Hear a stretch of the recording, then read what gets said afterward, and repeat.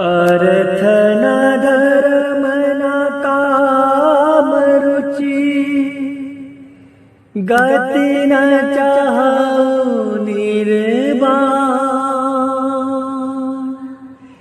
जन्म जन्म रति राम पद, यह वरदान नान।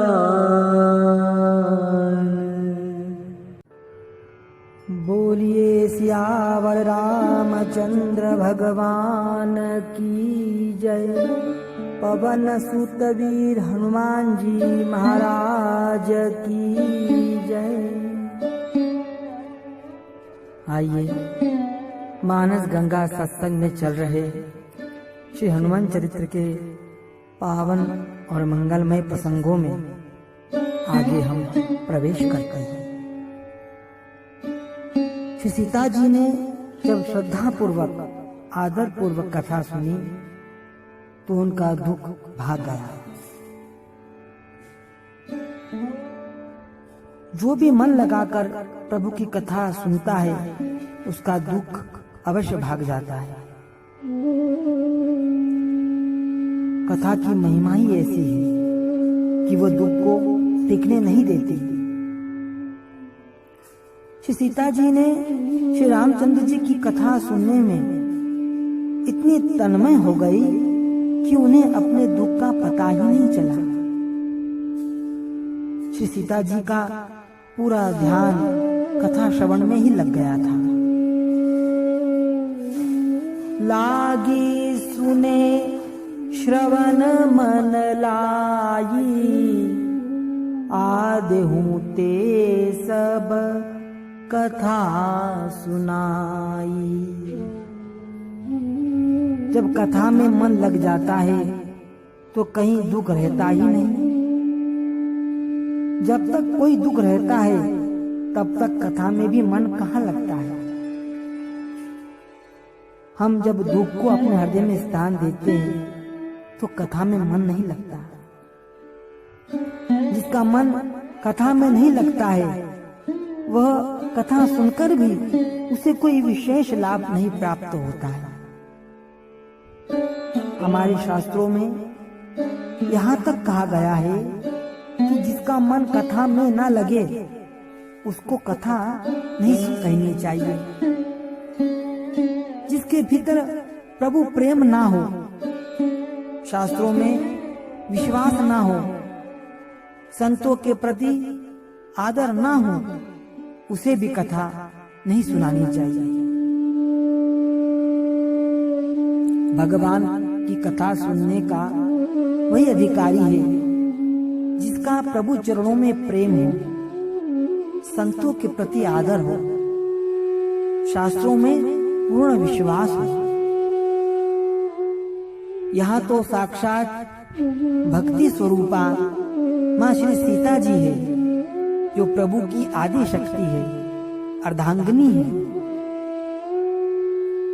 ध्यान दीजिएगा, जब हमारे विचार इधर उधर जाने लगते हैं, हमें समझ नहीं आता कि क्या करें, समाधान हमें कोई दिखाई नहीं दे, तब भगवान की कथा का आश्रय लीजिएगा।